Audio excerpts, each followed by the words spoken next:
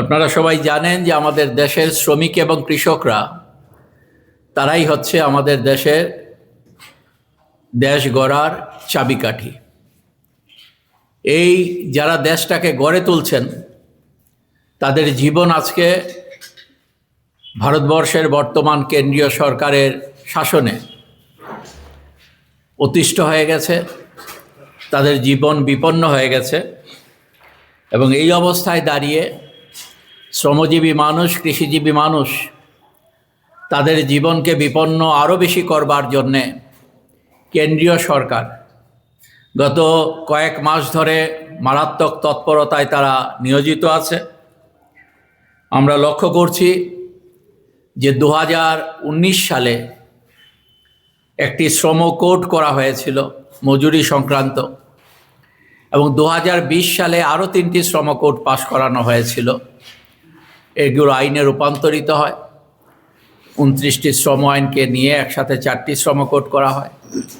আমরা দেখছি এই শ্রম কোড যদি 1 এপ্রিল থেকে তারা ঘোষণা করেছে কার্যকর করবে, তাহলে পর ভারতবর্ষের শ্রমজীবী মানুষ যারা শতাধিক বছরের উপর লড়াই করে অধিকার আদায় করেছিলেন, শাসকদের কাছ থেকে দাবিগুলো সেখানে ছিনিয়ে আনতে পেরেছিলেন, অনেক আইন প্রণয়ন করতে বাধ্য করেছিলেন শাসকদের, সেই জায়গায় আবার তারা শ্রমদাসে রূপান্তরিত হবে, কৃতদাসে রূপান্তরিত হবে। এই অবস্থায় দাঁড়িয়ে ভারতবর্ষের শ্রমজীবী মানুষ কেন্দ্রীয় সরকারের এই আক্রমণকে মেনে নিতে পারেন না, এবং এর জন্যে তারা এটাকে মোকাবেলা করার প্রশ্নে আগামী 12ই ফেব্রুয়ারি ধর্মঘট আহ্বান করেছেন। এই ধর্মঘটের প্রধান যে দাবিগুলো, এই প্রধান দাবিগুলোর মধ্যে আছে আমরা 4টি শ্রম কোড পুরোপুরি বাতিল করার দাবি জানাচ্ছি। আমরা তার পাশাপাশি নতুন করে আমাদের দেশের গ্রামীণ মানুষের কর্মসংস্থানের প্রশ্নে 2005 সালে Mahatma Gandhi national rural employment guarantee act বা সংক্ষেপে আমরা যাকে বলি MGNREGA, এই আইন বাতিল করে দেওয়া হয়েছে। এই আইন বাতিল করার পর নতুন করে একটি VBG গ্রামজি অ্যাক্ট গ্রামজি অ্যাক্ট 2025 সেখানে পাশ করানো হয়েছে। নতুন আরেকটা আইন পাশ করানো হয়েছে আমাদের দেশের যে আণবিক সম্পদ, সেই আণবিক সম্পদকে বেসরকারি হাতে দেবার জন্যে দ্য শান্তি অ্যাক্ট সংক্ষেপে তারা নাম দিয়েছে, এগুলো পাশ করানো হয়েছে। এবং পার্লামেন্টের সর্বশেষে যে ডিসেম্বর মাসে শীতকালীন অধিবেশন, এই অধিবেশনের মধ্যে কয়েকটি গুরুত্বপূর্ণ বিল এনেছে, গুরুত্বপূর্ণ তাদের দিক থেকে শোষণের ক্ষেত্রে আর দেশের মানুষের সর্বনাশের জন্যে। তার মধ্যে আছে দ্য ইলেকট্রিসিটি অ্যামেন্ডমেন্ট বিল 2025, सबकी सुरक्षा सबका बीमा बिल 2025, सीड्स बिल, बीज बिल 2025, विकसित भारत शिक्षा अधिष्ठान बिल 2025। এই সবগুলো বিল আনা হয়েছে আমাদের দেশের কৃষিক্ষেত্রকে ধ্বংস করে দেবার জন্যে, বেসরকারি হাতে পুরো কৃষিক্ষেত্রকে তুলে দেবার লক্ষ্যে। আমাদের ইলেকট্রিসিটি অ্যামেন্ডমেন্ট বিল আনা হয়েছে আমাদের দেশে যারা কৃষির সাথে যুক্ত মানুষরা আছেন, ক্ষুদ্র শিল্পের সাথে যে যুক্ত যে মানুষরা আছেন, এবং ব্যক্তিগতভাবে যারা গরিব মানুষ বিদ্যুৎ ব্যবহার করেন, তাদের সকলের সর্বনাশের জন্যে এই ইলেকট্রিসিটি অ্যামেন্ডমেন্ট বিল সেখানে আনা হয়েছে।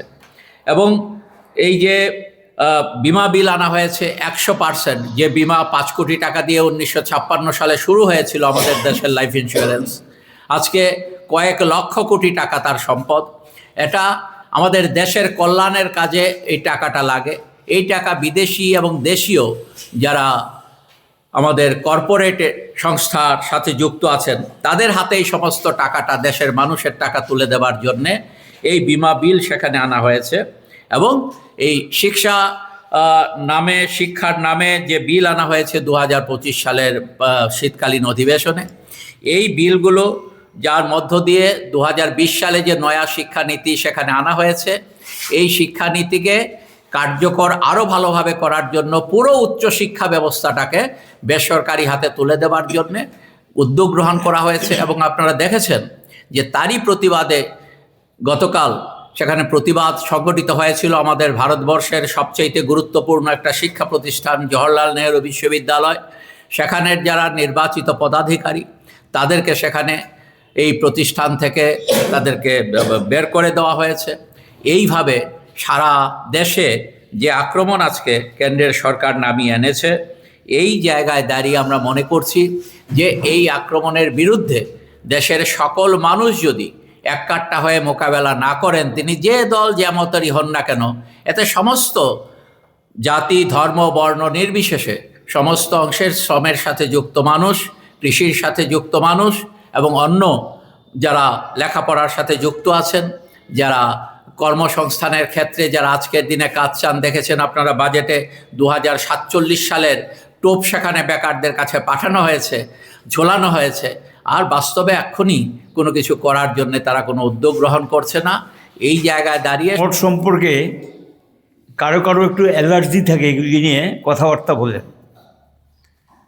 আসলে সরকারই আমাদেরকে বাধ্য করেছে, কারণ তারা 2020-19 আইনটা পাশ করার পর কয়েকটা ধর্মঘট করার পর স্থগিত রেখে দিয়েছেন, কার্যকরী করেননি। স্টেটগুলি গিয়ে দিয়ে বিধানসভাতে কিছু কিছু বিষয় পাশ করিয়ে লাগু করেছেন। এখন গিয়ে 21শে নভেম্বর তারা ড্রাফট রুলস জারি করেছেন। এবং এই ড্রাফট রুলস তো আমরা সাপোর্ট করতে পারি না। এটার সম্পর্কে অলরেডি বামপন্থী ট্রেড ইউনিয়নগুলো 10টা ট্রেড ইউনিয়নের পক্ষ থেকে সহ 10টা ট্রেড ইউনিয়ন সেখানে তারা তাদের আপত্তির কথা জানিয়েছেন। নির্দিষ্ট প্যারা ওয়াইজ কমেন্টস দিয়ে তারা আপত্তি জানিয়েছেন, কিন্তু শাসক দল শুনতে রাজি না। তারা এটা লাগু করতে চেষ্টা করছে, 1 এপ্রিল থেকে এটা টোটালি ভারতবর্ষে লাগু করবে। এটা যদি হয় তাহলে শ্রমজীবীদের উপরে চূড়ান্ত আক্রমণ নেমে আসবে। আমরা এই কারণেই এই প্রেক্ষাপটে আমাদের কোনো পথ খোলা ছিল না, এই ধর্মঘটে আমরা যেতে বাধ্য হয়েছি। মানে সরকারই আমাদেরকে বাধ্য করেছে। সরকার যদি এই পদক্ষেপ না নিত তাহলে ধর্মঘটে যাওয়ার প্রয়োজন ছিল না। সরকারই আমাদেরকে ধর্মঘটে নামিয়ে দিয়েছেন। এখানে শঙ্করবাবু অনেকগুলো বিষয় হয়েছে, তার মধ্যে আমি বলবো যে রিসেন্ট কতগুলো এগ্রিমেন্ট করছেন। এই এগ্রিমেন্টগুলো তো আরও বিপজ্জনক। এই যে ইউরোপিয়ান ইউনিয়নের যে এদের সঙ্গে একটা গভর্নমেন্ট এগ্রিমেন্ট করে কৃষিক্ষেত্রের সর্বনাশ করেছেন, ফ্রি ট্রেড এগ্রিমেন্ট। আবার এখন ইউএসের সঙ্গে গত 2-3 দিনের মধ্যে সিরিয়াস ডেভেলপমেন্ট। আমার দেশের মাল আমি বিদেশে বিক্রি করব, তার উপরে তারা পুরো ট্যাক্স আদায় করবে। আমার দেশে বিদেশিরা যা বিক্রি করবে তার উপরে ট্যাক্স দিয়ে দিবে। সিরিয়াস ঘটনা। তাহলে কী হবে? এটা কৃষিতে আঘাত আসবে, কৃষির বিপর্যয় গিয়ে শিল্পে ধাক্কা দেবে এবং শিল্প বন্ধ হয়ে যাবে, লে অফ লক আউট হবে এবং শ্রমিক ছাঁটাই হবে। এমনিতেই কাজ নেই, কর্ম নেই, বেকারের দেশ ছেয়ে গেছে, বেকারত্ব চরম পর্যায়ে গেছে। বাজেট একটা করেছেন, কিচ্ছু নেই বাজেটটার মধ্যে, কিচ্ছু নেই, কর্পোরেট ঘেঁষা বাজেট। এগুলো বললে আবার বললে যে আপনাদের বক্তব্যটা কি? ইয়েস, আমরা ঘোরাঘুরি বললে অল্টারনেটিভ বলছি। আমরা শুধু বিরোধিতা করছি না, অল্টারনেটিভটা আছে। তো বিকল্পটা হলো সরকারি সম্পত্তিগুলোকে রক্ষা করো, পরিষেবা ক্ষেত্রগুলিকে উন্নত করো। আর এখন টাকা কোত্থেকে আসবে এই প্রশ্নটা আসে। আমরা পরিষ্কার বলছি 10% টাকা কর বসিয়ে দাও কর্পোরেটের উপর, তাদের দেওয়ার ক্ষমতা আছে। 10% কর্পোরেটের থেকে টাকা আদায় করলেই ভারতবর্ষে বাজেটে টাকা খরচ করার পরও আরও টাকা বেশি থাকবে, জনকল্যাণে খরচ করা যাবে। এদিকে তো যাবে না। আমজনতার উপর ট্যাক্স বোঝা চাপিয়ে দিয়েছেন বাজেটের মধ্যে, তাই দেখেছে পরোক্ষ প্রত্যক্ষ কর দুইভাবেই সেখানে সুযোগ নেওয়ার চেষ্টা করেছেন। এই পরিস্থিতিতে সাধারণ মানুষের পক্ষে, জনগণের পক্ষে দাঁড়িয়ে আমরা এটা নেমেছি।